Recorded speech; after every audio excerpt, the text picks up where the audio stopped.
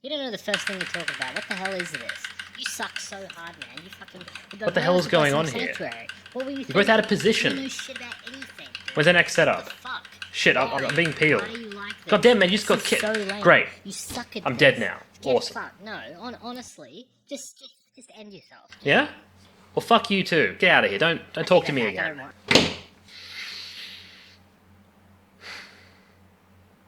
Oh hey, I just finished a rousing game of World of Warcraft Arena with my best pals. We're on a short break right now, but I figured I'd take this time to introduce you to the basics of Arena. Arena is a hugely compelling form of competitive gameplay, and there isn't really anything else quite like it. So hey, let's jump in. And once this video is done, maybe I'll send it to my teammates. Then maybe we might actually be able to win a... Chapter 1. Prologue. This video is intended for people who are looking to get into Arena. If you're in a position to disagree with any aspect of this work, then you're probably too experienced for it in the first place. With that said, this is not going to be a condescending primer on the basics of Arena. If it was, it might sound a little bit like this. Hi guys, welcome to my YouTube channel, and today we're going to be introducing you to the Arena game mode of Activision Blizzard's World of Warcraft. The Arena game mode is a deathmatch encounter in a confined arena between teams of 2 or 3 players.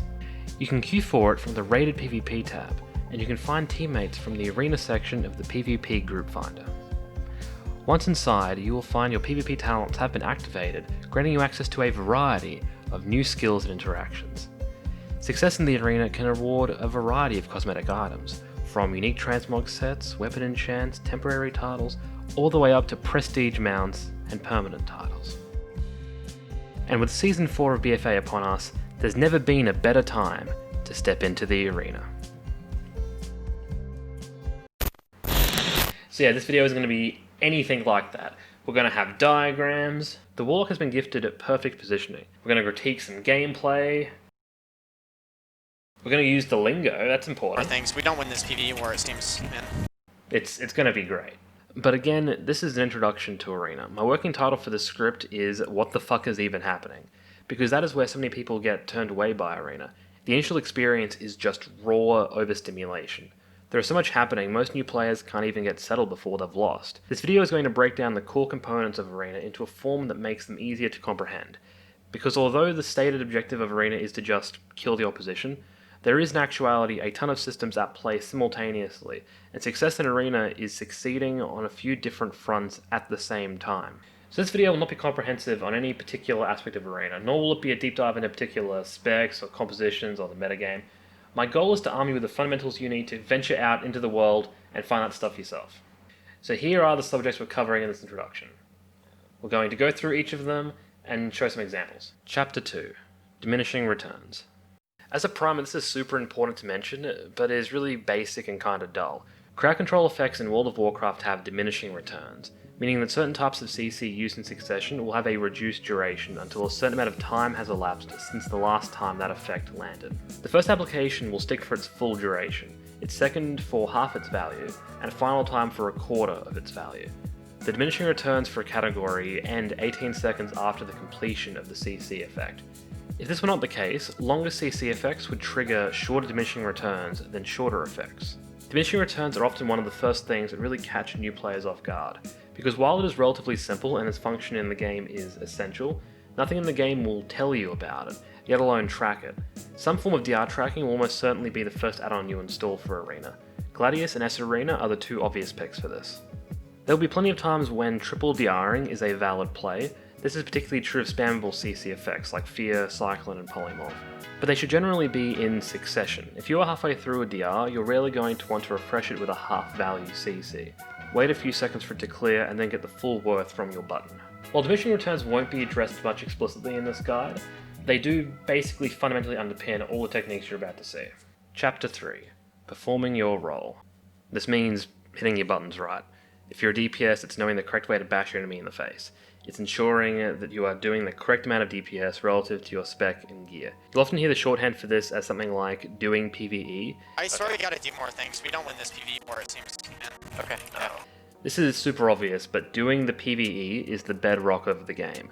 The slickest RM pal can't win a game if they don't press their damage buttons. Take the time to use resources like Icy Veins, watch your spec's best players stream, and compare your damage.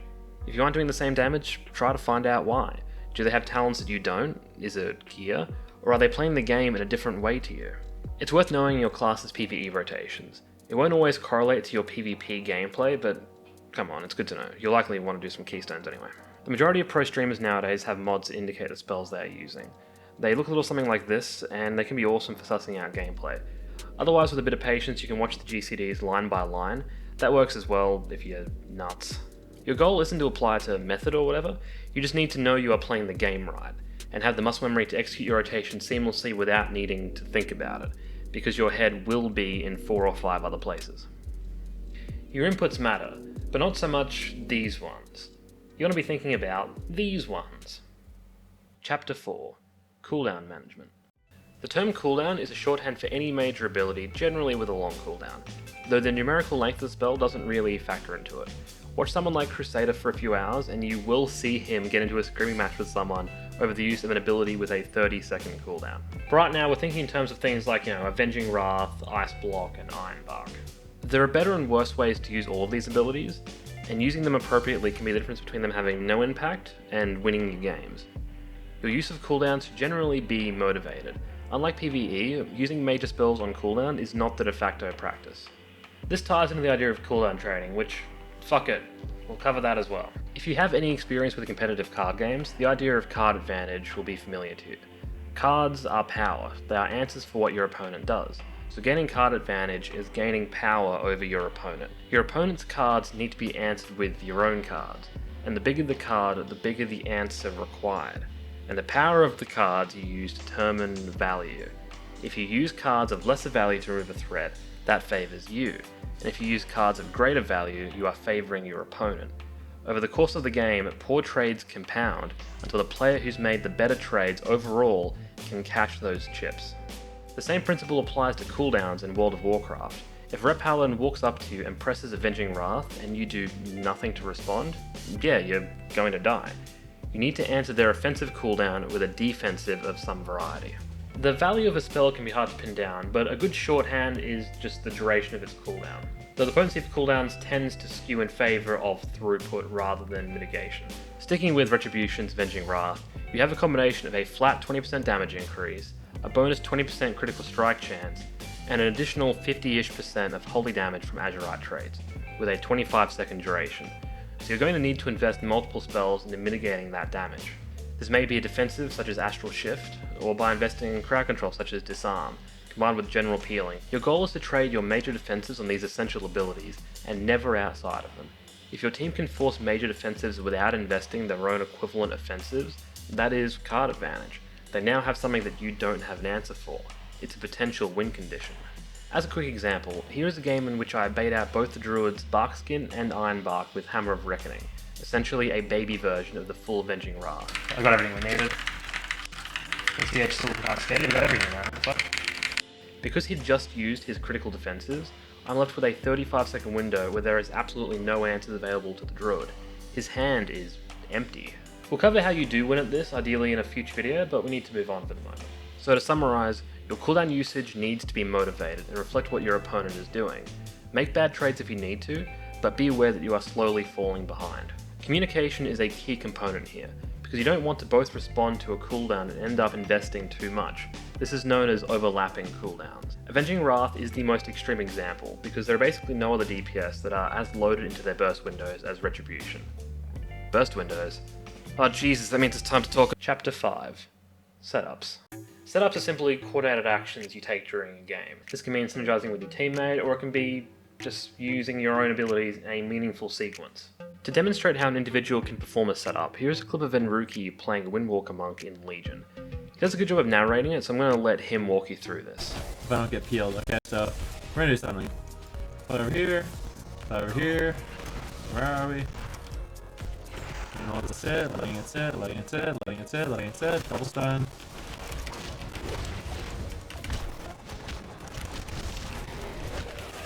If you're an orc, you don't want to play adaptation. You'll note that once he decides he's going to set up on the monk, he makes almost no inputs. He sits on everything to ensure that he can pull off the absolute perfect version of the Windwalker setup. Because if you're playing a class like Windwalker that is reliant on setups, these windows are the only ones that matter. If he uses Rising Sun Kick on the DH here, that does nothing to further his chances of winning, but it does dramatically reduce his chances of killing the monk in this 5-second window. A really simple team setup would be a hunter trapping off someone else's stun. Here, I stun the healer and my hunter uses that stun to ensure the trap lands. Another classic example is this by Method Orange. Triple? Rogue's dead. Rogue is dead. Yeah, Dead. Fucking Fred. A Death Knight death grips the healer into melee range and then casts an AoE disorientation. The Demon Hunter then follows up with an AoE stun, and the Resto Shaman follows up with his own stun. 3 AoE crowd control effects that can be hard to land, and they all get their full value. Compositions like Rogue Mage Healer have the ability to be more flexible with their setups. There are better and worse RMX setups, but you'll often find subtle differences between how teams like to play the comp. Often the mages in these comps will sit on their damage cooldown for as long as it takes to get the setup. This can sometimes take like a minute and a half. As long as they nail a setup, it often doesn't matter how long it took them to get there. What setups you can learn and how to apply them vary based on your comp, as well as your enemies. Yeah, we can ride me up. Yep, yes, yeah. Come in. Rod. I'm selling as well for this. Full there as well. Nice. I already have a video that goes into more depth on setups like this. You'll be able to find it either in the description or in the card, which is like... This is arguably the biggest topic of the lot, so we're going to keep it super brief in this video. By coordinating and working as a team, players become more than the sum of their parts. Coordination is the core of what makes a world-class team, and there is no skill cap to communication. So the least you can do is talk to each other. Okay. Putting warrior here on his avatar. Nice. No blades, sir. I'm gonna half that first, then I'll stun warrior. Okay, ready? Yeah. Warrior.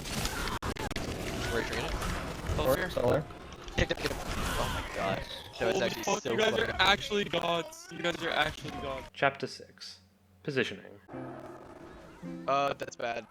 If I get there, it's not, because I'm playing the Guardian thing. Floppy. Nice. We're good. Don't lie me. Dude, oh my god, don't lie me. These heals are so important. Oh my god. Positioning is a huge component of the game, and also the least fun to talk about. When you're new to the game, you generally only hear about positioning when you've just gotten your ass kicked and you have been told you were out of position, without any clear indication as to where you ought to have been or who decides the positioning. Who's to say they weren't the ones out of position? To do positioning as an overall subject is a huge topic, and there really is no way to explain it without lengthy demonstrations. But for now, let's do a quick breakdown of the worst mistake I could find. I wanted to use a clip of myself as to not dunk on anyone, but well, I couldn't find any because I don't throw my life away so callously. So we're going to use an old clip I pulled from Maldiva's stream back in 2017. Try not to think less of our subject. You yourself will make far bigger mistakes in the arena. So again, this is an example of the worst way to position yourself, and a demonstration how a single player's positioning can cost a team a game. We're going to be watching this balance druid, who is the culprit. You can keep an eye on him by looking for the orange circle. Our clip begins with the healer getting a full fear cast on them. You'll note that the problems actually begin before this, but the VOD itself is long gone, so this is the earliest we can actually follow. When we first get eyes on the Moonkin, we can see he is already, as he puts it, balls deep on the enemy team. He's on the short side of the enemy pillar and has just popped his incarnation, his 3-minute offensive cooldown. Due to the fear pathing on the Resto Druid, he's now back at his own pillar. There is at least 100 yards between them at this point, and if the Resto Druid even has line of sight, it is super tenuous. Because the Druid has just popped his damage cooldown, his mind is entirely focused on offense, talking about making the Shadow Priest use their dispersion. To begin closing the gap, the Resto Druid blinks across the map, but that still doesn't get him within range, because the Warlock has now death-coiled the Moonkin in even deeper. He is now firmly in the enemy start room, completely exposed to the enemy casters. The Warlock has been gifted at perfect positioning. He's able to cast on both Druids, while the Resto Druid is still not in range of his teammate. The Warlock is essentially body blocking the healer from his own guy.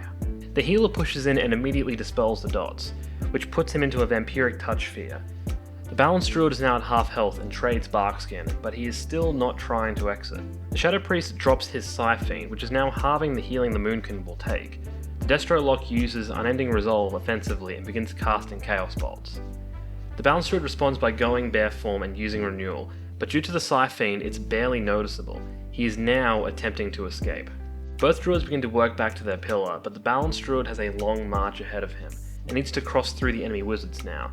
During this stage, the damage is not reduced at all. The rest of the druid is still susceptible to fear at this point, and is hit with a half DR fear, and the Moonkin dies before making it back to his pillar. This is a disastrous 22 seconds. The enemy Shadow Play's position was extremely defensive to begin with, and the balanced druid's attempts to make something happen by running in head first with the Incarnation is questionable at the best of times. But he does this without saying anything, right as his healer, who already had quite a conservative position, is hit with a full fear. This is a chance to demonstrate what we were discussing earlier about cooldown trading. Look at the comparison between major cooldowns used during this period. So one thing worth noting here is that the unending resolve from the Warlock probably didn't need to be used. The Rogue's Kick was available, but he was in fear for the first few seconds, and it's kind of meh.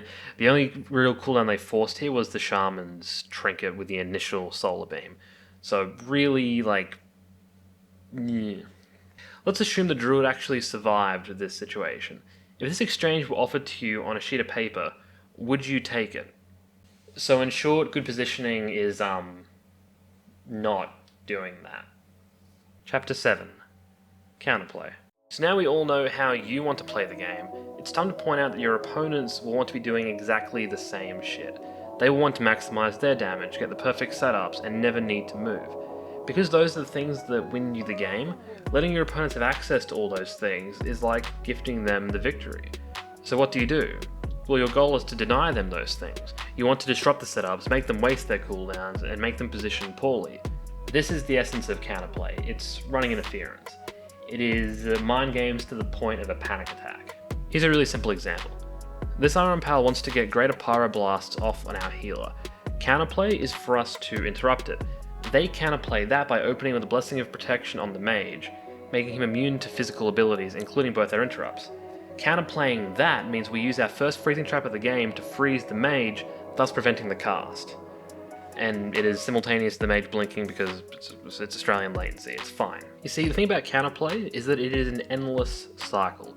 Your opponent anticipating your ideal play and having an answer for it makes their next play predictable. And thus you can respond to that, and perhaps they will have a response to that, and on it goes. Let me present another example. Here is Dyalla pulling off an awesome 6-second play back in Season 1 of BFA. Yeah, how did you port here? Trap here. Okay, he actually ported away, but he's... I just Yeah, he's dead. So yeah, I think that was self-explanatory. Let's move on. Nah, I'm just mucking around. What actually happened here? To kill the Shaman, the Mistweaver needs to be disrupted. So Dyalla goes to do the obvious thing and begins the process of trapping the Monk. The Monk has a good toolkit to counterplay the Hunter's trap. They can roll and teleport. So Hunters, generally speaking, need a stun to guarantee a trap. The second best option though is to root the Monk. This eliminates the roll as an option and just leaves the teleport. So the Monk's port is still at the far pillar. Dyalla presents the Monk with a problem. Either he eats the trap and trades Trinket, or he uses teleport and compromises his positioning. The Trinket is a super unappealing option, both because it sounds like a waste, just offhand, and because Intimidation is up in 20 seconds. The next setup will be a guaranteed win for the jungle if the Mistweaver doesn't have that Trinket. So the Mistweaver performs the only option he's been given and teleports away from the trap. Dyalla responds by going all in on the now unsupported Enhanced Shaman, and his team responds within a second, committing Dark Archangel with a big Feral Bite to just delete the Shaman before it's even registered that there is a problem. Meanwhile, here is another equally impressive trap from Dyalla. Manage me up, my boy. Drop here. You'll notice that nothing fucking happened, because the thing about counterplay is that it eventually gets so fucking galaxy brain that sometimes the play that looks super janky is actually really hecking good. The Shaman has access to Grounding Totem, and by literally waiting until the root expires, Dyalla convinces the Shaman that he doesn't need to use it, and lands the trap off nothing. Counterplay is where the real meat of WoW Arena can be found, in the endless mind games between players. Chapter 8. Interrupt is the generic phrase for any ability that interrupts a target spell from being cast and locks them out of that school for a period of time. Another shorthand is kick after the rogue's version of the spell. It is the purest distillation of counterplay and mind games. It is a huge component of the game because it literally gives you control over what your opponent can do. Knowing how and what to interrupt is a huge deal and can vary from second to second, and that understanding is a big deal. Your first instinct when getting into the arena is to interrupt the healer constantly. After all, you can't win if they just heal endlessly, so you put all your effort into disrupting them. This will work for you initially, but it will start causing you issues as you work up through the ranks. Wizards are really powerful when left unchecked. Warlocks, mages, and druids all have spammable crowd control effects on a cast time. The control offered by these abilities can shut down almost all offensive pressure. Training a healer while ignoring a good wizard will rarely ever work. So if you want to move beyond the stereotypical cleave mindset of just running at healers and being peeled, you need to punish some wizards. Using Destro Locks as an example, they have access to 3 schools: Shadow, Fire, and Shadow Flame, the latter being a combination of the first 2. Using Immolate, Fear, and Chaos Bolt as examples, a kick on Immolate leaves them open to Fear and Chaos Bolt, a kick on Fear leaves them open to Immolate and Chaos Bolt, and kicking Chaos Bolt leaves them unable to do anything. So what is the best way to manage a Destruction Warlock to limit the harm they can cause? Immolate is a dot effect that grants them a haste bonus that is essential to them getting casts off. Disrupting it isn't useless, but pretty much anything you can do to prevent it is better spent elsewhere. With interrupts especially, if you kick an Immolate, the lock will laugh out loud and begin to own you with Chaos Bolts to the face. Fear is a powerful crowd control effect, but the bulk of Destruction's damage is tied to Chaos Bolt, so honestly Fear isn't the most dangerous thing, unless the Warlock is following it up with successful bolts. On a similar note, you have access to counterplay with Fear that you do not have with a fatty Chaos Bolt. Shamans can Tremor Totem, Paladins can cast Blessing of Sanctuary, Undead have Will of the Forsaken, and so on. But on the other hand, Walk Bolts are only super scary during the setups, where you will want access to those valuable cooldowns. You see where this is going? To fucking shit, that's where. There are times where you'll want to kick Fear, and other times you'll want to kick Bolts. It comes down to the particular circumstances and your level of communication. Maybe you're able to coordinate a subsequent kick with your teammate. You kick a Fear, and then your partner kicks the follow-up bolt. As another example, against a Fire Mage you need to disrupt Greater Pyroblasts. They will just obliterate you if left unchecked. But let's say you have a Resto Druid as your healer. They are stunned by another player and are now at risk of being polymorphed. The priority is absolutely to stop that polymorph from being cast, because not only is it another full 8 seconds of CC, but it leaves the Druid vulnerable to another string of crowd control, such as this clip with Volts, who was able to polymorph off of a cheap shot and then followed up with 2 more polymorphs, thus allowing the priest to land a full Fear. A kick on this polymorph would have prevented all of this CC, and preserved the Druid's Trinket and Ironbark, but there weren't any kicks available because Volts was able to fake out the kicks.